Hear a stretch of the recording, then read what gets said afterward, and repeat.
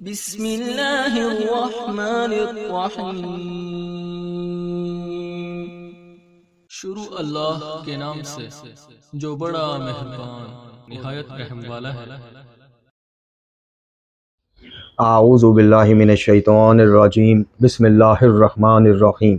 अल्हम्दुलिल्लाहि व सलातु व सलामु अला अहलिहा। अल्लाहुम्मा सल्लि अला मुहम्मद व आले मुहम्मद व अज्जिल फरजहुम। मोहतरम नाज़रीन सामीन अस्सलामु अलैकुम। आज की नई वीडियो के साथ हाज़िर खिदमत है। मैं हूं अली रूहानी और आप देख रहे हैं हमारा ऑफिशियल यूट्यूब चैनल।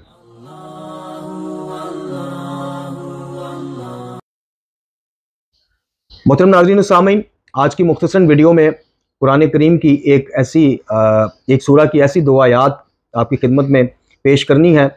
ना सिर्फ उनका तर्जुमा पेश करना है बल्कि उन आयात ने मुझ गुनाहगार को मुकदमा तौहीद लड़ने, सबसे पहले तो अपने ख्यालात बदलने, अपनी इस्लाह करने अकायद की बाबत। चूँकि अवाइल दौर जो मेरा शीयत का था वो मलंगियत और गालियत वाला था, यानी मैं भी इसी को शीयत समझता था कि जनाब अली अलैहिस्सलाम को वली मानना, अली वलील्लाह के कलमे पढ़ना, शहादत देना, ये इससे बड़ी नेकी कोई नहीं है और ये ही काफ़ी है बस।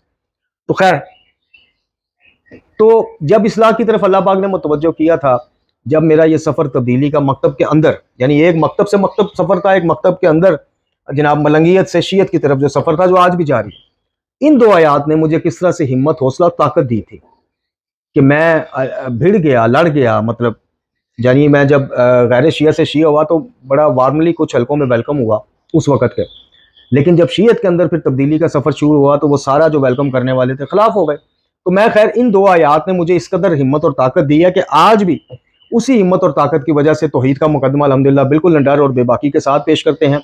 आज भी इन दो आयात की दी गई ताकत की वजह से जनाब हम बिदात और खुराफात के खिलाफ खुलकर बोलते हैं। तो चूंकि जिन चीज़ों से मैंने आज तक इस्तेफादा किया और कर रहा हूँ, मेरा मकसद ये है कि मैं वो नौजवानों तक पहुँचाऊँ, नौजवानों को मुतवज्जे करूँ। कोई एक भी मुतवज्जे हो गया, किसी एक ने भी अपने अकायद की इस्लाह कर ली, तो दुनिया और आखिरत में हमारी मेहनतें सफल हो जाएंगी और हमें और चाहिए क्या कि अल्लाह पाक को ये किसी एक के भी इस्लाह का वो खिदमत जो है वो कबूल फरमा ले। तो मैंने सोचा कि इन दो आयात को भी आपकी खिदमत में पेश करूँ और आपको मुतवज्जे करूँ कि इन दो आयात पे गौर कीजिए, फ़िक्र कीजिए। देखें, कुरान मजीद फुरकान हमीद में खुद भी और मासूमीन के इरशादात भी आप देख लें, तदब्बर और तफक्कर, गौर और फिक्र। जनाब अमीर का एक कौल, वाज़िया कौल है कि उस तलावत कुरान का कोई फ़ायदा नहीं, यानी उस कुरान पढ़ने का कोई फ़ायदा नहीं जिसमें गौर व फिक्र नहीं, जिसमें तदब्बर नहीं। इसी तरह कुरान मजीद खुद दावत देता है बार बार कि तुम गौर नहीं करते, आयातें पढ़ी, यानी मफहूम पेश कर रहा हूँ, आयात पढ़ी जाती हैं, तुम तदब्बर नहीं करते, क्या अकलों पर ताले पड़े हैं। इसको हमने समझने के लिए आसान कर दिया है, कुछ समझने वाला। तो बार बार ये दावत, बार बार दावत, ये दावत क्या है कि कुरान की अरबी पढ़ के तर्जुमा पढ़ लिया तो गौर व फिक्र हो गया, तदब्बर हो गया, तफक्कर हो गया। किसी मशहूर जनाब आयतुल्लाह की तफसीर पढ़ ली तो तदब्बर का हक अदा हो गया? नहीं अजीज़ों, कुरान में तदब्बर और तफक्कर करने का मकसद ये है कि ठहर जाएं, रुक जाएं, गौर कीजिए। जहाँ कुदरत अल्लाह ताला अपनी बता रहा है, रुक जाइए, वहाँ पे तदब्बर कीजिए, सोचिए, उस जो कुरान दावा कर रहा है उसकी बाबत सोचिए, उसकी कुदरत के शकार देखिए। जहाँ इंसान अल्लाह ताला अपने खालिक होने का, इंसान को और कायनात को खल करने का जिक्र फरमा रहा है, वहाँ रुक जाइए, गौर कीजिए। अपनी पैदाइश, अपनी जिस्मानी साख्त, माँ की कोख से दुनिया में आने तक के जितने मराइल हैं वो सब, यानी इस तरह से तदब्बर करते जाइए। जहाँ अल्लाह कह रहा है कि अल्लाह मोमिनों के लिए काफ़ी है, रुक जाइए। और एक साइड पे ये सारे जो तो जिहाद पेश करते हैं जी, कोई कहता है जनाब वलायत तकवीनी की वजह से ये तसर्रुफ कर लेंगे, कायनात में करते हैं। कोई कहता है कि जनाब आसिफ बिन बरखिया तख्ते बल्कीस ला सकता है, तो ये क्यों नहीं ला सकते। कोई कहता है जनाब ईसा इब्न मरियम अलैहिस्सलाम मुर्दे अल्लाह उनसे जिंदा करवा सकता है, तो इनसे नहीं करवा सकता। ये सारों के मुकाबिल कुरान की वो आयत जनाब, उस पर आप रुक जाएं कि अल्लाह कह रहा है अल्लाह अपने नबी और मोमिनों के लिए काफ़ी है, बस। या अम्मा युजीबुल मुस्तरा वाली आयत पढ़ लें। तो ये होता है तदब्बर और तफक्कर कि जनाब सारी दुनिया की आवाज़ एक तरफ हो, कुरान की आवाज़ क्या है, मैंने उसके पीछे चलना है, वो मुझे सही मुकाम तक, सही रास्ते तक ले जाएगी। और ऐसा है मेरे अजीजों, जब आप इया का नाबुदु व इय्याका नस्तईन की आयत पढ़ते हैं, रुक जाते हैं, तदब्बर और तफक्कर करते हैं कि जनाब फलां आयतुल्लाह ने तो कहा, हर्जी कोई नहीं, ये वो है ही नहीं मदद जो हम आइमा से मांगते हैं, अल्लाह समझ के तो नहीं ना मांगते। जनाब फलां शहनशाह खुराफात साहब ने कहा जी सूफिया से मांगने में हर्जी कोई नहीं, मैं तो, मेरे राज़िक तो फलां सूफी साहब है। कुरान की आयत ये कह रही है, जब आप रुक जाएंगे और इस आयत के पीछे चलेंगे, इसकी पैरवी करेंगे, तो ये आपको कहाँ लेके जाएगी? मोहम्मद और आले मोहम्मद अलैहिस्सलाम की हस्तियों को बतौर नमूना आपके सामने पेश करेगी कि देखो, अगर इन्होंने भी को ताबीलें करके पहले गुजर जाने वाले मासूमीन से रिज़्क़, औलाद और जायदाद और दौलत और मांगी है, मनते मुरादें, तो तुम भी मांग लो, अगर नहीं तो फिर रुक जाओ। फिर उन्होंने मेरा कहा, यानी जो मैंने, यानी कुरान कह रहा है कि जो मैंने कहा कि सिर्फ अल्लाह की इबादत, अल्लाह की मदद, तो उन्होंने इसको करके दिखाया, तो तुम भी वो करो, इनको छोड़ दो, इनको छोड़ दो। और आज की आयत का मौजू ही ये है। देखें, अवाइल शीयत में मैंने एक दफा किसी को कहा, मैंने कहा यार, उस वक्त मैं ढक्कू साहब के नजरियात का कायल ही नहीं था। मैंने कहा यार, ढक्कू साहब ए-बला के इधर मॉडल टाउन पढ़ के गए हैं, 100 से 125 बंदा था उधर। जौहरी साहब ने जामतुल मुंतजर में मजलिस पढ़ी थी, तो मैंने कहा जगह नहीं मिली खड़े होने की। यानी उस वक्त मेरा भी मेयार ये था जो आज अक्सरियती नौजवानों का, कि जनाब 20-22 आयतुल्लाह आप इकट्ठे कर लें, उनमें से एक दो ने अगर कह भी दिया कि नहीं या अल्लाह मदद बेहक मासूमीन, बस किसी और हस्ती को बराह रास्त नहीं पुकारा जा सकता, तो क्या हर्ज है, जबकि 20 या 18 तो कह रहे हैं कि पुकारा जा सकता है। आज का नौजवान भी इसी में कंफ्यूज है। ये कंफ्यूजन भी आपकी आयत शरीफ जो है दूर करेगी, आपको हिम्मत और हौसला देगी सोचने का और लड़ जाने का तौहीद की खातिर।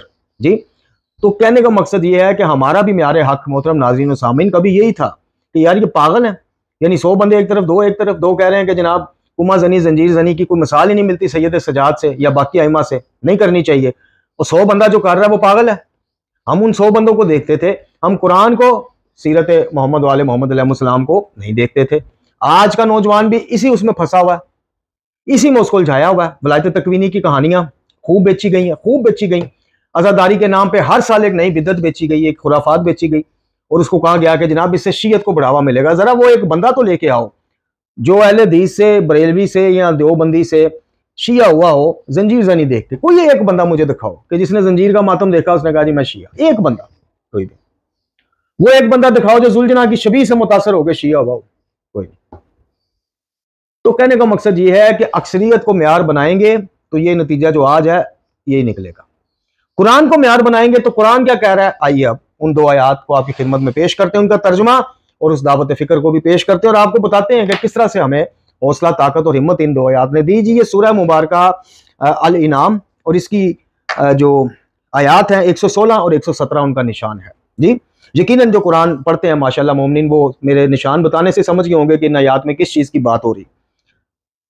आयत नंबर 116 में अल्लाह रब्बुल इज्जत आवाज देता है कि और अगर तुम इन लोगों की अक्सरियत का कहना मानोगे जो जमीन पर बसते हैं, तो वो तुम्हें अल्लाह के रास्ते से भटका देंगे।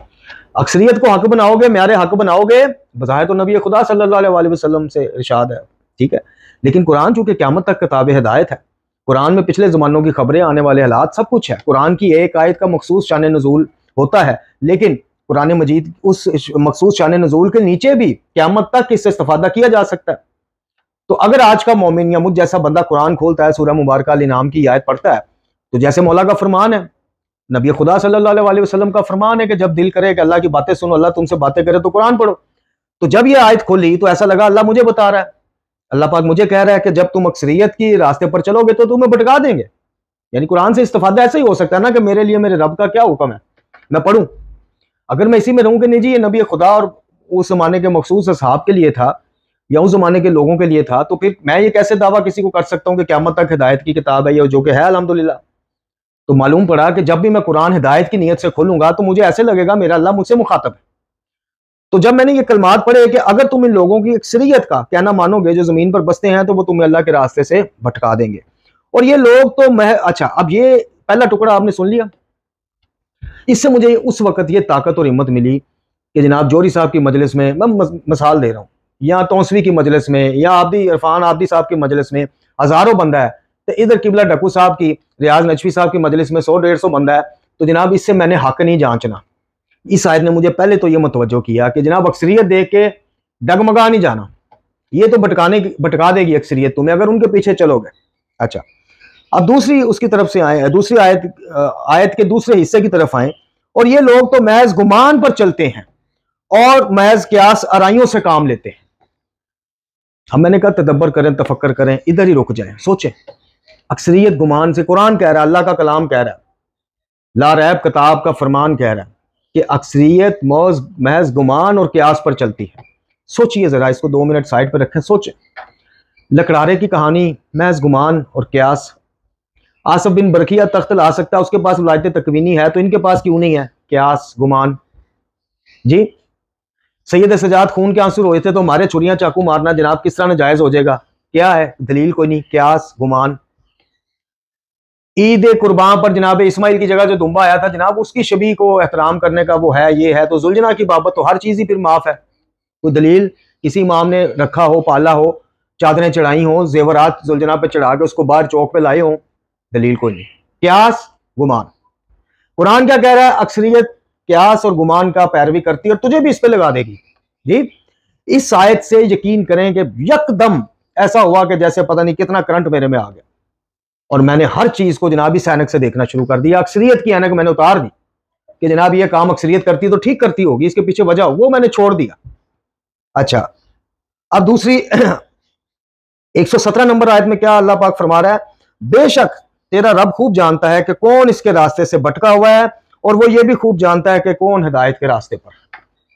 इसने मजीद हौसला पैदा किया कि मैंने लोगों के कहने पे नहीं देखना कि डकू साहब हक पे आए, उनके मुखालिफिन हक पे। मिसाल दे रहा हूँ जी, हाफिज रियाज नजफी साहब सही बात कर रहे हैं, तौसफी सही बात कर रहा है, तसद्दकी सही बात कर रहा है। अल्लाह जानता है कौन हक पर कौन नहीं। मेरा काम यह है कि इन दोनों गुरोहों की बात को कुरान और अहले बैत के मजान पे तोलूं। इससे मुझे और हिम्मत और हौसला मिला और मैंने ऐसा ही करना शुरू कर दिया। मैंने इया का नाबुदु व इया का नस्ताइन के मुकाबले आने वाली हर तवील को ठुकरा दिया, हर तवील को। क्यों? हो सकता है कि वो तर्जुमा और मुझे समझ में ना आया हो, चूंकि कुरान को समझना यानी इस तरह से समझना गहराई में जाके, वो तो मोहम्मद और आले मोहम्मद अलैहिस्सलाम ही समझ सकते हैं और हमें समझा के गए वो। तो मैंने क्यों ठुकराया? इया का नाबुदु व इया का नस्ताइन के मुकाबले आने वाली हर तवील को क्यों ठुकराया?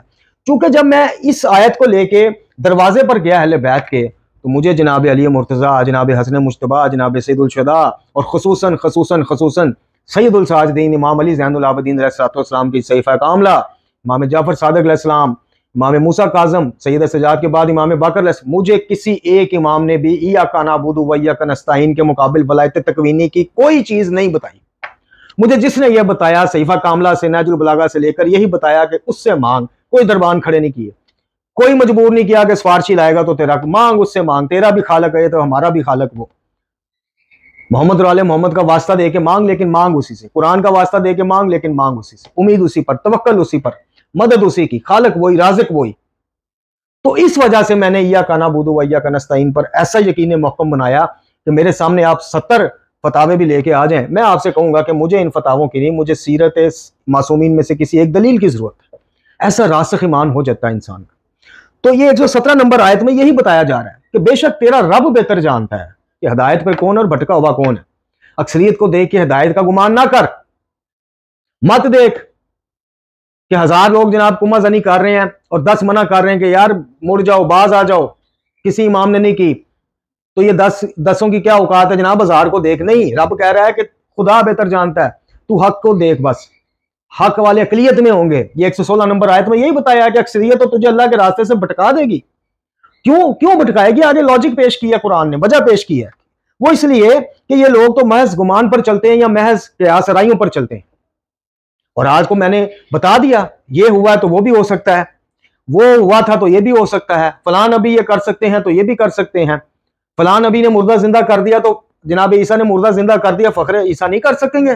क्यों नहीं कर सकेंगे? तोबा तोबा तोबा, हमको मुकस्सर है ये सारे क्या, सारे गुमान। हक क्या है? जिस चीज की तस्दीक किताब इलाही करे, जिसकी तस्दीक मोहम्मद और आले मोहम्मद अलैहिस्सलाम करें, बिस्मिल्लाह फबह, उसको कीदे का जुज बनाइए, जिंदगी का जुज बनाइए। तो अक्सरियत के महज गुमान और क्यासों पे ऊपर क्यासों को देखकर म्यारे हक बना लेना, ये सोच लेना कि जनाब फलायतुल्लाह जो है वो कहता है कि जी मुसलमान तो अल्लाह की इताअत कर ही नहीं सकते, बंदगी अली की बंदगी के लिए पैदा हुए। फलायतुल्लाह साहब कहते हैं कि जनाब हर्ज कोई नहीं, जुमला या अली मदद बोलने में हर्ज कोई नहीं। फला तो अक्सरियत कैसे गलत हो गई? ये अकेला सच है या इसके जो 2-3 हम ख्याल बुजुर्गवार हैं वो सच्चे हैं? तो नहीं, यकीनन ये सच्चे नहीं होंगे। अक्सरियत सच्ची होगी, वो तो मदरसों में पढ़े हैं, फलाना है। तो ये फिर मौज कुरान के फरमान के मुताबिक क्या अराई और गुमान से बड़ी हुई कोई चीज नहीं है। अगर आप अपने दावे की दलील रखते हैं तो दलील पेश कीजिए। और दलील आप कहां से पेश करेंगे? दलील आपकी कौन सी मानी जाएगी? अल्लाह का कुरान, उनका फरमान, मोहम्मद और आले मोहम्मद का फरमान। तो ये 2 आयात ने जहां मेरी अकीदा साजी में मदद की, हिम्मत दी, ताकत दी, हौसला दिया। जब मैंने पढ़ा कि अक्सरियत को जनाब म्यारे हक में मानी बैठा हूं, मैं पढ़ने वाले का मजमा देख के अंदाजा लगाता हूं, जनाब नासिर मुल्तानी ने तो पूरा शाहजमाल बंद कर दिया, इतनी मजलिस, इतना रश लिया जी। उधर और ततीर जैदी साहब बैठे हैं जनाब, 50-60 से ज्यादा बंदा कोई नहीं जी। तो ये कैसे हो सकता है कि नासिर बाज जनाब वो गलत हो और ये ठीक हो? इस आयत ने कहा कि नहीं, वो गलत है, क्योंकि अक्सरियत अल्लाह के रास्ते से भटका देगी। अब कुरान और अहले बैत के मुताबिक किसी की बात वो अक्सरियत की मिले अकलियत की मिले, म्यार हमने ना अकलियत को बनाना अक्सरियत को, म्यार किसको बनाना है? कुरान और अहले बैत को। और अक्सरियत आपको इनकी राह से मुनरफ मिलेगी, और कुरान का फरमान तो नाउज़ु बिल्लाह गलत हो नहीं सकता। वो ये है कि अक्सरियत तुम्हें क्यास करती, गुमान करती नजर आएगी, हक वाले दलील रखते होंगे कुरान से और अपने रहबरान से। तो ये आज की मुख्तसरन वीडियो हमने सोचा कि आया मुबारका को इस तनाजुर में भी आपकी खिदमत में पेश करें कि हमें अल्हम्दुलिल्लाह इसने किस तरह से हिम्मत और हौसला दी थी, और आपको इसी तरह, ये तो एक आया मुबारका है, ये तो रब का कुरान भरा पड़ा है हिदायत से, इसी तरह आप जरा रुक रुक के, जरा समझ समझ के तदब्बर करते, तफक्कर करते कुरान को पढ़ते जाइए। एक आयत पढ़िए रोज की, पढ़िए जरूर, फिर आप देखिए आप भी अक्सरियत को किसी खाते में नहीं लाएंगे। आप कहेंगे भाई तुम अक्सरियत हो या अकलियत हो, इसके कुरान के म्यार के मुताबिक हो तो बिस्मिल्लाह, सर आंखों पे नहीं, खाक नशीनों में। अल्लाह ताला से दुआ है कि हमें कुरान वाले बैत की तालीमात रूहानियाँ पढ़ने, समझने और उन पर अमल करने की तौफीक अता फरमाए, खात्मा बिल ईमान फरमाए, इमाम ज़मा अल्लाह ताला फर्द शरीफ के ज़हूर में ताजील फरमाए, नमाज पंचगाना कायम करने वाला बनाए। व आखिर दुआना अनिल हम्दुलिल्लाहि रब्बिल आलमीन।